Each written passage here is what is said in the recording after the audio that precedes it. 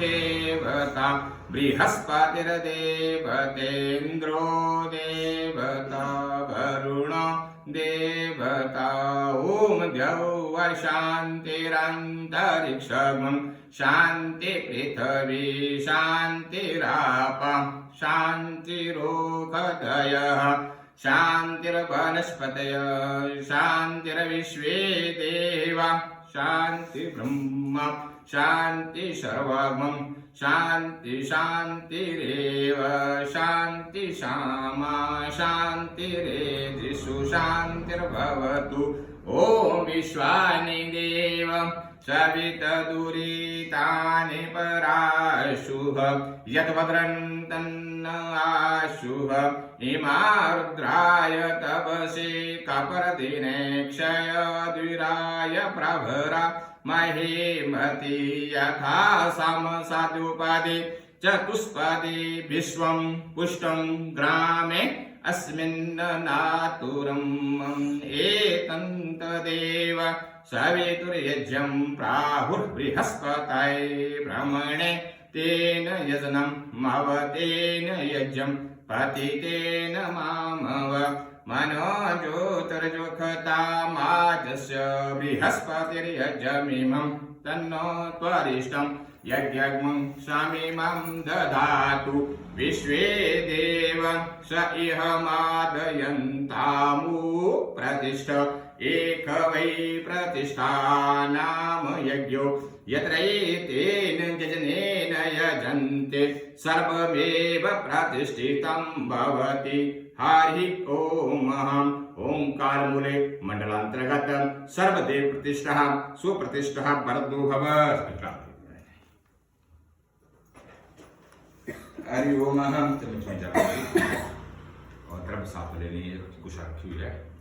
तीन वर्ग वर्ण है विष्णु विष्णु विष्णु हरि ओम विष्णु विष्णु विष्णु श्रीमद्भक्तानुष्ठिफल कार्तिकामहं स्वस्ति न श्रीमुखं सच्चिदानंद साभ्यः पर्वतमानस्य अद्य प्रातः द्वितीय जीवने ब्रह्मणे द्वितीय प्रातः 50वें वर्षे प्रथम मासे प्रथम पक्षे प्रथम दिवसे द्वितीयामें तृतीय मुहूर्तांतरे थांतरादि द्वादशकल्पानां मध्ये अष्टमे श्री श्वेत 12 कल्पेश्वर भुवनादि नवंतराणां मध्ये सप्तमे वैवस्वत मन्वंतरे कृत त्रेता द्वापर कलसंख्यानां चतुर्युगानां मध्ये वर्तमाने अष्टाविंशतितमे कलियुगे तत्प्रथमचरणे तथा 50 कोटि योजनं विस्तीर्णं भूमण्डलान्तर्गत सप्तदि मध्यवर्तने दिव्य तत्रावेन खण्डानां मध्ये सहस्र योजनं विस्तीर्णे श्री गंगादि सभी पवित्रे परम पवित्रे भारतवर्षे आर्यवर्तंतर्गत काशी कुरुक्षेत्र पुष्कर प्रयागादि नाना तीर्थकर भूमौ मध्य रेखायां उत्तरादि सत्पुरवासाय मध्य हे हिमाचल प्रदेशे हमीरपुर मंडले टौणी देवी उपमंडलांतर्गत छोड़ी नामने ग्रामे सन्निधौ श्रीमन बोड़ी होता है ना बोड़ी नामने ग्रामे देव ब्राह्मण नाम सन्निधौ श्रीमनवती वीर विक्रमादित्य समेतो अमुक संख्या परिमितं प्रभादि संवत्सराणां मध्य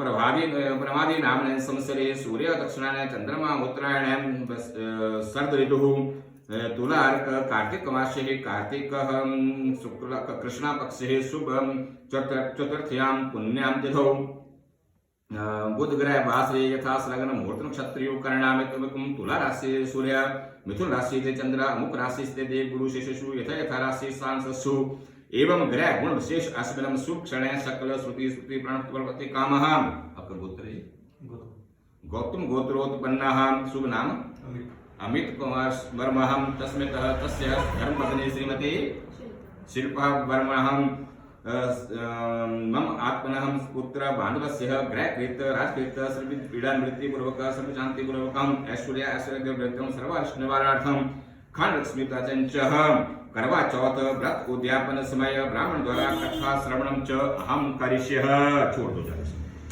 और लो जरा थोड़ा सा तथा निर्विघ्नता सिद्ध्यर्थम श्री गणपति आदि पूजनम च अहम करिष्यः उसको भी छोड़ दीजिए।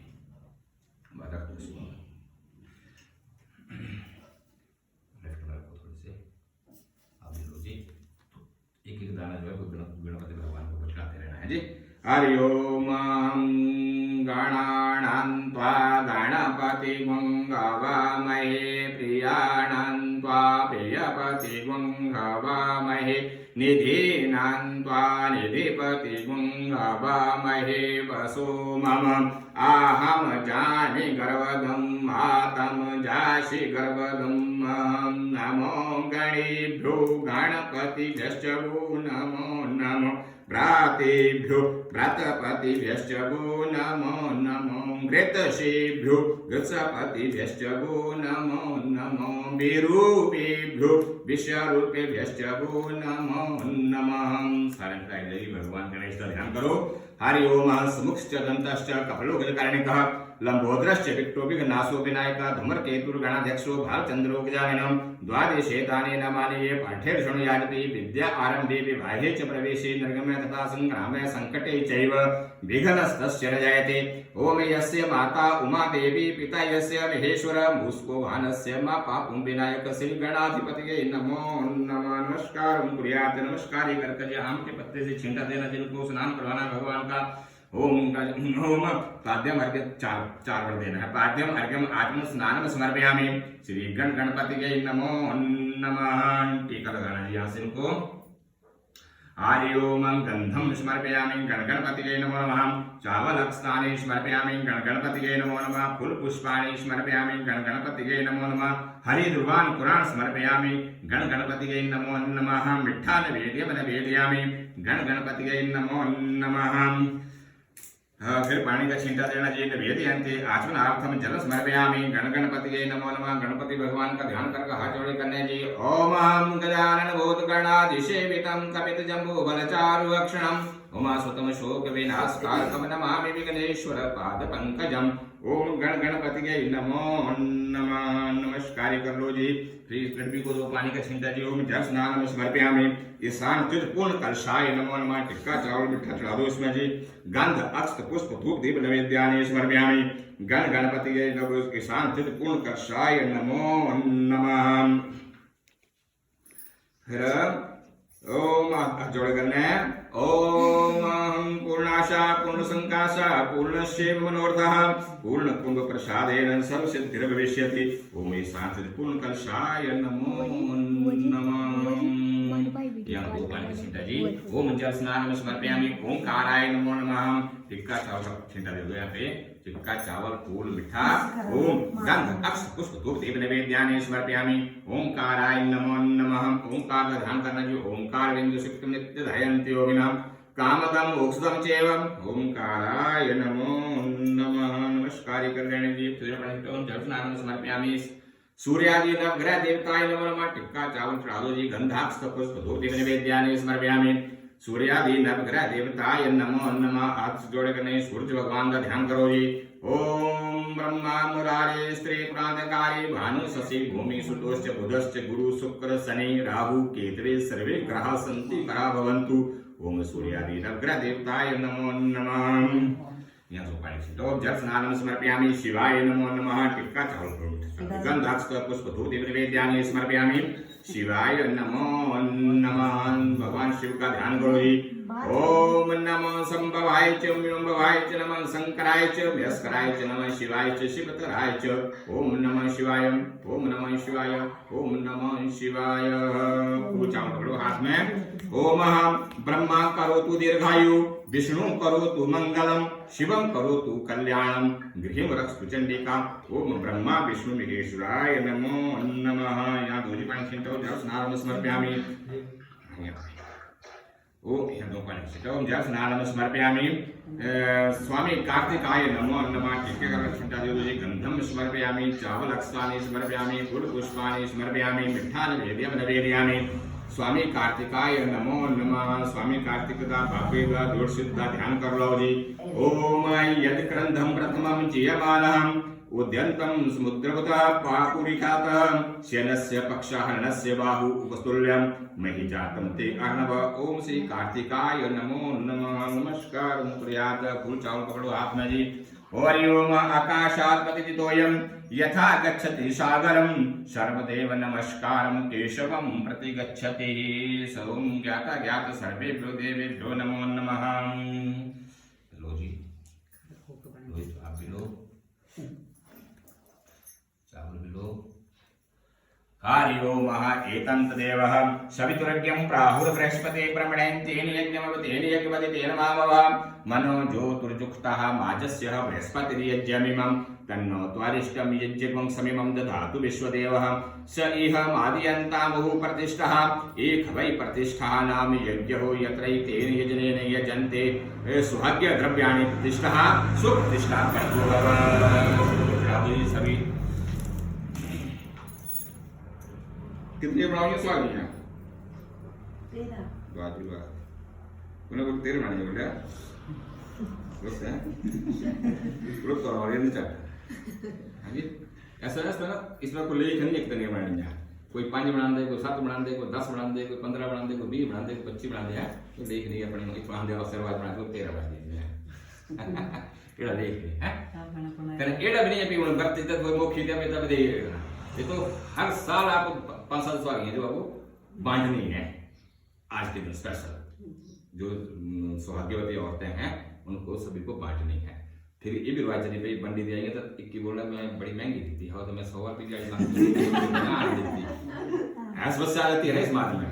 तो इसमें क्या है कि 5-7 जाना इकट्ठी होनी है अब इन्हें बननी है पूछा है अपने अपनी थाली आए अपने स्वाद गहने हैं अपने पूरी रखी लेनी वो भी दान हो जाता है जी लेकिन वो इतना ऑब्जेक्शन है तो मैं कहा तो मैं कड़े पा के दूध खाऊं आज नहीं किया 50 रुपए ने बंगाल नहीं है बोली नहीं रहना ना तब उसका भी ऑप्शन कड़ी हुआ भाई अगर ऐसा करो तो इकट्ठे हो जाए औरतें जैसे मैंने आपको दिया आपने इसको दिया इसको जब अपने स्वागत अपने पास आ गए तो उसको बंदी लिया करना उसको बोल रखा मतलब हर साल भी करना चाहिए मतलब ये थोड़ा बड़ा बड़ा हो जाता है ना कपड़े कपड़े देंगे परवाज बनाई दो ना ऐसा कोई लेख नहीं है एड़ा भी लेख नहीं उपयोग नहीं देना तो भाई पुराने सियाने पहले तो बेचारे गरीब होंगे ना योगी और करते ही करेगा देने को मान जाए तो भाई ऐसा नहीं है कि माइके करेंगे खुद भी कर सकते हाँ बात कर रहे हैं चलो जी फूल चावल पकड़ो हाथ में छोटी सी कथा है उसको सुना देता हूँ मैं ठीक है आपके वहाँ होते हैं ऐसे ना तो ठीक है तो मिलेंगे बच्चे थोड़ा ऐसा नहीं है यहाँ दिन बाद ना दे कि माइके वाले ही देंगे मेरा तो पहली बार हो रहा है ऐसा नहीं है माइके वाले का देना नहीं है जरूरी नहीं है खुद भी कर सकते हैं हर साल करना चाहिए जितना हो सके कम से कम 3, 5, 7, 9, 11, 13 इस जितना कर सकें तो अच्छी बात है स्वागत देना जो बहुत अच्छी बात है ये लिखना में उपयोग की दिन देता है लेना आपको कहीं बैठने कोई नहीं हो तो अपने पास समर्थ्य हो तो करो हर साल करो सुख से कुछ नहीं है का शास्त्र में तो ये लिखा है कुछ नहीं है तो ये कुछ डालो इसमें पानी डाल के 1 बूंद दूध के डालो इसको ही दान करो फिर चीज का दान करना है इसमें थोड़ा मॉडर्न आई है कोई काजू पर दिया दे कोई नहीं बादाम की आइटम ब्राउन चाहिए ना काजू सेल होता ये चीनी पर दिया दे खंड पर दिया दे चावल पर दिया दे खिल्ला पर दे दे मतलब सफेद चीज डाल दिया तो शास्त्र लिखता है कि कम से कम नहीं है तो आपके पास कुछ भी नहीं है ना उसमें पानी डालो और 1 चम्मच दूध डालो फिर हो जाएगा वो उसका दान तो करो तो ये है तो सूक्ष्म से सूक्ष्म यार कहीं का बड़े बड़े कराते होता है ये कहीं बंगा पाई जाती बड़े सफेद ही है बाबू हैं वो तो समर्थवान है ना तो ऐसा नहीं कि उसने हीरे की डाली तो मेरे को हीरे मिल जाएगा ऐसा नहीं है तो सूक्ष्म से सूक्ष्म शास्त्र में लिखा है कि पानी से भी आप पानी में डालो और उसमें थोड़ा सा दूध डालो सफेद हो जाएगा हरि ओम श्री विष्णवे नमः वेद्यो दाम संप्रभाम ऋगपति स्कंदस्तिनाम भीषणाम कन्याभिकरवाल खेट विलस दस्ताविरा सेविताम हस्ते चक्र गदा सुखेट विशिखाम चापम गुणम तर्जनीम विभ्राणाम नलात्मिकाम शशिधराम दुर्गां त्रिनेत्रां भजे अथ कल्प चतुर्थी कथा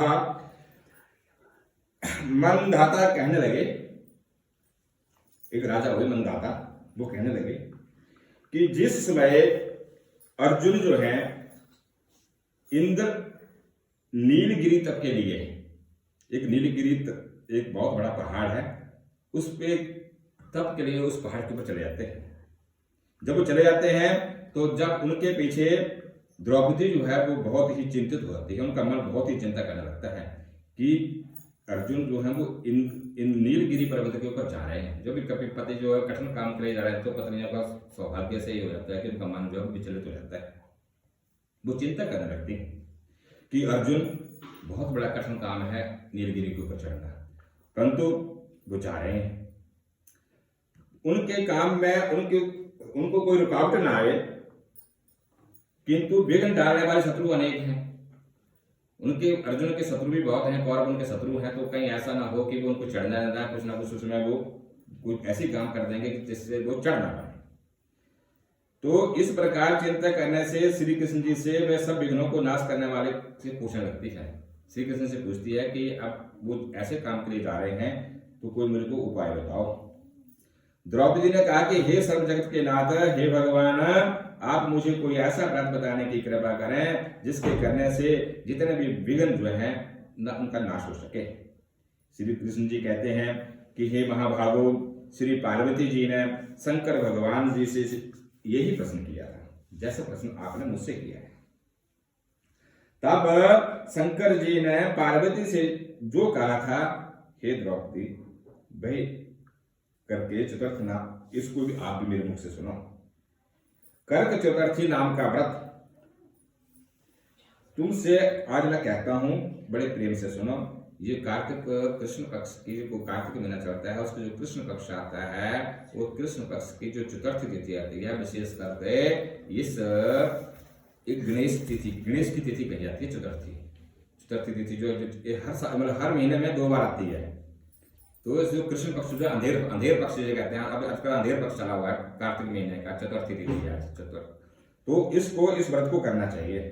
बड़े प्रेम से सुनो। और सब प्रकार की विघ्नों का नाश करने वाला है। और पार्वती जी ने कहा कि हे भगवान, वह कर्क चतुर्थी का जो व्रत है वो किस प्रकार से करना है तथा इसका विधान क्या है, और पहले भी इस व्रत को किसी ने किया है। शंकर जी बोले कि हे पार्वती, अनेक प्रकार के रत्नों से शोभायमान, चांदी और सोने के भवनों से भरे, विद्वान पुरुषों से सुशोभित, लोगों को बस में करने वाली दिव्य स्त्रियों से शोभायमान, जहां पर सदैव ही वेद ध्वनि होती रहती है, ऐसे स्वर्ग से भी मनोहर परम रमणीक शुक्र प्रस्थपुर जो दिल्ली के समीप है, वहां पर एक वेद शर्मा नामक एक ज्ञानी ब्राह्मण रहता था। उसकी पत्नी का नाम था लीलावती। उसके महापराक्रमी लीलावती के महापराक्रमी 7 पुत्र हुए और उन संपूर्ण लक्षणों से उनकी एक बेटी हुई वीरवती। 7 पुत्र हुए और एक बेटी हुई जिसका नाम वीरवती रखा गया। और उनकी वीरवती की जो आंखें थी वो नील कमल के समान, मुंह जो था वो चंद्रमा के समान उसका मुख था। उसके विवाह के योग्य समय आ जाने पर, जब उसके उम्र होगी, विवाह की उम्र हो गई, तो उस समय आ जाने पर वेद शर्मा ने एक बड़े ही विद्वान वेद शास्त्र के ज्ञाता ब्राह्मण से उसका विवाह कर दिया। विवाह विधि से पूर्वक प्रदान कर दिया। विवाह जो है बड़े प्रेम से, बड़े शास्त्रों जैसे शास्त्रों में लिखा है और शास्त्रों की विधि से उसका विवाह किया गया। उसके पश्चात वीरवती ने अपने भाइयों की स्त्रियां, जब विवाह हुआ तो विवाह के कुछ दिन पश्चात, जैसा कि आपका भी शादी हुई तो कुछ दिन के पश्चात ही कर्क चतुर्थी का व्रत आ गया। तो उसने भी, जब उसकी भाभियों ने कर्क चतुर्थी का जो व्रत किया तो उसने भी अपनी भाभियों के साथ उसने भी उस व्रत को किया। कार्तिक कृष्ण पक्ष की चतुर्थी के दिन व्रत उपवास पर सायंकाल में स्नान करके सबों से भक्ति, बड़े प्रेम के साथ भक्ति भाव से पेड़ के नीचे बट पेड़ के नीचे बैठकर वहां पर चित्र बनाया। चित्र किस चीज का बनाया? गणेश भगवान जी का बनाया और साथ में पार्वती जी का बनाया और साथ में स्वामी कार्तिक जी का बनाया। इन तीनों के चित्र बनाए और इन तीनों की उसने पूजा की। उसके नीचे शंकर जी का भी बनाया और स्वामी कार्तिक जी का भी बनाया, साथ में पार्वती जी का भी बनाया और ओम नमः शिवाय, ओम नमः शिवाय, ओम नमः शिवाय मंत्र को और नहीं आते थे तो सबसे बड़ा मंत्र है ओम नमः शिवाय। इसका मंत्र से उसने उसकी पूजा कर दी और इस मंत्र से धूप, दीप, टिक्का, चावल, फूल, मिठा, चावल, इन सब से ने गौरी माता का भी पूजन किया। फिर शिव जी गणेश अलग अलग पूजन करती गई। पहले शिव जी का किया, फिर गणेश जी का किया, पहले गणेश का किया, शिव पार्वती का किया, फिर स्वामी कार्तिक का किया और उनकी बड़ी अच्छी बड़ी प्रेम से उसकी पूजा की। और जितने भी उसने बहुत अच्छे घर पे पकवान भी बनाए हुए थे उन पकवानों को उसको भोग भी लगाया। और 10 करवे रखे हुए थे, शास्त्रों में लिखा हुआ कि 10 करवे रखे हुए थे और उसमें उस जमाने में उसने गेहूं का आटा डाला हुआ था, वो विस्फेर होता है। और साथ में चीनी, पकवान, अनेक प्रकार के फल, भोज्य पदार्थ, जो भी खाने वाले पदार्थ होते हैं वो भगवान को उसका भोग भी लगाया। और सायंकाल के समय अर्घ्य देने के लिए चंद्रमा उदय की प्रतीक्षा करने लगी। जब चांद थोड़ा सा लेट निकलता है, जब भूख लगती है तो चांद सोचता है जल्दी से जल्दी निकल, तो निकलता नहीं है, उसको तो अपने टाइम से निकलना है। तो उसने भी, वीरावती ने भी जब सारी पूजा खत्म कर दी तो उसको भी इंतजार हो गया कि भूख लगी है बहुत ज्यादा, और वो सोच रही है कि कब कब उसका वो चांद निकलेगा और वो भोजन करेगी। और इसी बीच में वीरावती वाला भूख प्यास की, जब बहुत ज्यादा भूख लग रही थी उसको, तो बहुत ज्यादा भूख लगे तो क्या हो जाता है कि वो बेहोश हो जाती है। पृथ्वी पर जब वो बेहोश होकर गिर पड़ती है तो उसके जितने भी भाई हैं वो बहुत चिंतित होते हैं कि भाई देखो बहन की शादी हुई है तो बेहोश हो गई है, पता नहीं क्या होगा क्या होगा क्या हो, चिंता हो जाती है। तो सभी भाई बंधु मारे उसका रुद्र करने लगे, रोने लग पड़े और फिर वीरावती को मुख धोकर पंखे से हवा करने लगे और ढाढ़स बनाने लगे कि अब चंद्रमा जो निकलने वाला है, बहन तुम जल्दी ठीक हो, अब चंद्रमा निकलने वाला है। उसके बहुत ही उसको चिंता हुई। तो चंद्रमा को तो अभी टाइम था, उसको समझा रहे थे। तो इसका एक भाई एक किसी घर के सामने एक बहुत बड़ा पेड़ था, उस पेड़ के ऊपर चढ़ जाता है और बहन के प्रेम से दुखी होकर उसके भाई ने जलती हुई कोई जलती हुई चीज निकाल, जलती हुई मोमबत्ती या कुछ उसने समय के अनुसार जो भी उसको मिला उसने जलता हुआ दिखा दिया कुछ पेड़ के ऊपर चढ़कर।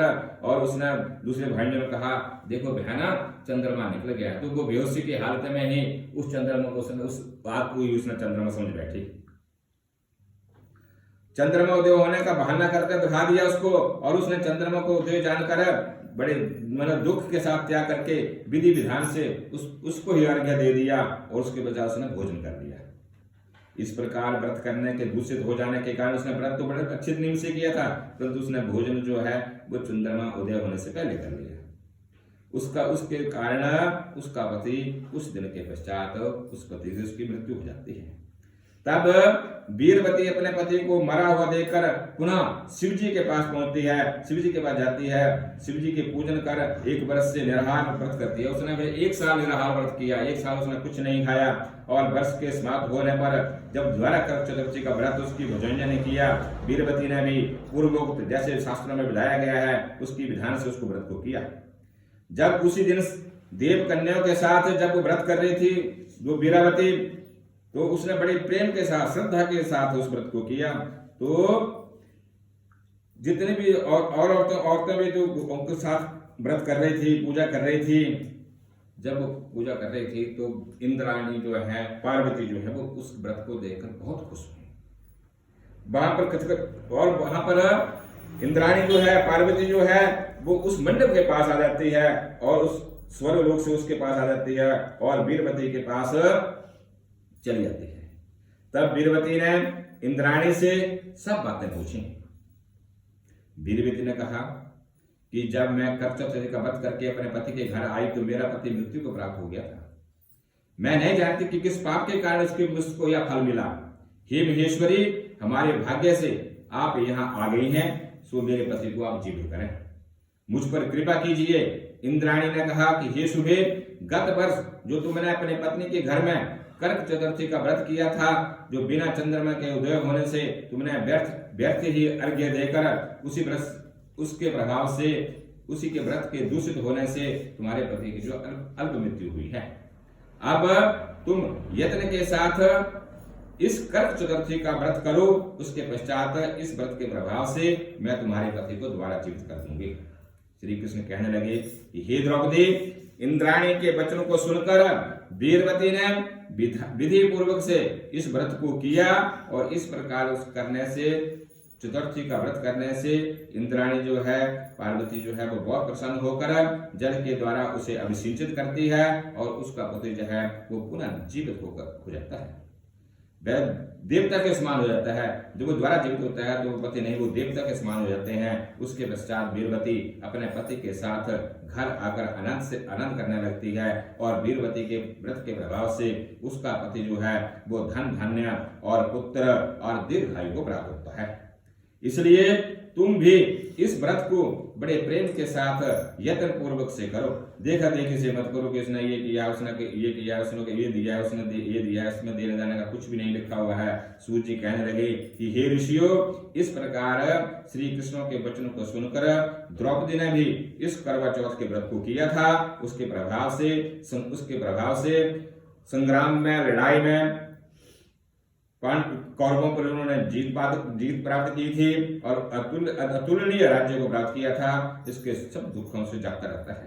इति वामन पुराण, हमारे जितने भी पुराण हैं इसमें एक वामन पुराण नाम के ग्रंथ है। उस ब्राह्मण पुराण में इस कर्क चतुर्थी का व्रत का पूरा लेख लिखा गया है। इति वामन पुराण अंतर्गत कर्क चतुर्थी कथायाम, और इसके साथ इसमें हमारे जैसे यहाँ पे लिखा हो कि सर की खाते हैं सर की खाते हैं, खाते ना खाते हैं, सर की भी नहीं खानी चाहिए। शास्त्रों में देखे सर की नहीं खानी चाहिए। ये तो हमारा मुसलमानों से खींच लिया हमने। ये मुसलमान करते हैं ईद का व्रत, वो खाते हैं सुबह सुबह खाना, और खाते हैं दिन में नहीं खाते, सूर्य खा लिया, सूर्य उससे चुराया हुआ है, उससे काम होता है बहुत खेतों में पुराने जमाने में, पूरा दिन काम करना था। तो लेडीज काम नहीं करती ना, 40-50, हाँ वैसे नहीं खा सकती। तो ब्रह्म मुहूर्त में खाना खाना जो जैसे लिखा गया है तो खा लेते हैं। लोग आज बनाओ, बोले तुम्हारे बड़े बर्थडे आए करो तो लोग करो तो पर नहीं खाना चाहिए। अपने अपने घर बुला दी यार, फिर कर दिया तो सब मना कर दिया, खाने बोले सब खाते रहा खाने हैं। माँ बोलते हैं इसलिए रोटियां खाने का रखी है, डैडी को भी देख कभी ऐसा नहीं खाना चाहिए। नहीं खाना तो दोस्त नहीं है, नहीं खाते। हाँ, क्योंकि ब्रह्म मुहूर्त में खाना नहीं खाना चाहिए। हरिओम। हम फिर पौत्रम गृहाणम सौभाग्यम चतुर्थ्याम कार्तिकस्य वे, सौभाग्यवती स्त्रियां जो है वो कार्तिक मास के कृष्ण पक्ष के इस चतुर्थी को, इस चतुर्थी का जो स्वामी है, इस तिथि का जो स्वामी है वो पतिदेव है। इस पतिदेव इसकी पूजा करनी चाहिए और सौभाग्यवती समस्त स्त्रियां जो है, सौभाग्यवती स्त्रियों को ही ये देना चाहिए और उनसे ही लेना चाहिए। ऐसा नहीं है कि सौभाग्यवती सब मतलब जो ऐसे हो भी गई हैं तो उनको भी दे देना चाहिए। जो बूढ़ी हैं घर में, जो बुजुर्ग हैं, उनको ये करवा दे देना चाहिए और साथ में एक करवा जो है वो ब्राह्मण को दे देना चाहिए। और समस्त संकल्पों को इच्छा करके अपने मन में संकल्प करना है कि मेरे द्वारा ग्रहण करो।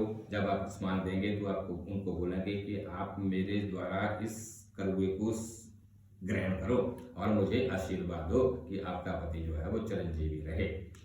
इच्छा करने वाले कर्क चतुर्थी के दिन ग्रहण करें। और इसी प्रकार जल रहे दीपक, उसमें ऐसे तो दिया भी देना चाहिए, दीपक ये भी साथ में देना चाहिए सभी को, ऐसे बांटना चाहिए थाली में रखकर, करवे थाली में रखो, दीपक जलाओ और धूप जलाओ। और इस दीपक जलाने से क्या होता है कि इनके आंखों की रोशनी बढ़ती है। इनकी आंखों की, मेरे पतिदेव की आंखों की रोशनी भी है, उनकी वो रोशनी जो उनके अंधकार ना है, उनकी आंखों में अंधकार ना है, रोशनी का प्रतीक है दीपक।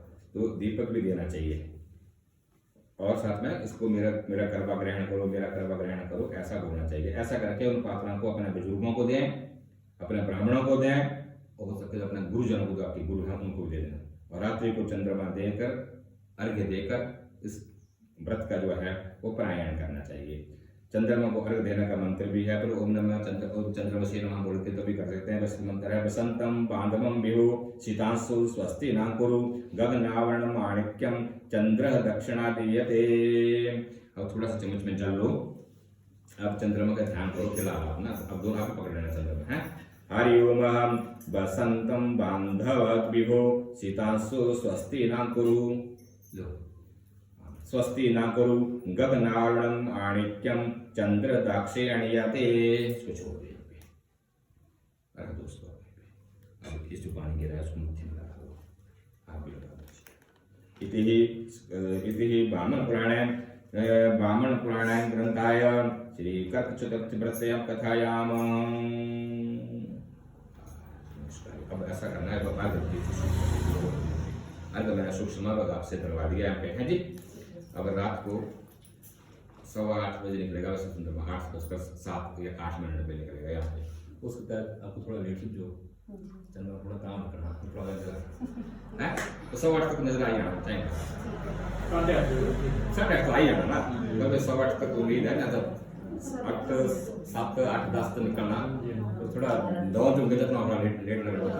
इसमें थोड़ा सा दूध डालना है जी, थोड़े से चावल तो डाल दिए, थोड़े से चावल डाल लेना है तो, और दूध डालना है और उसका अर्घ देना है, और अर्घ देने के बाद उसका खाना बनाना पड़ेगा।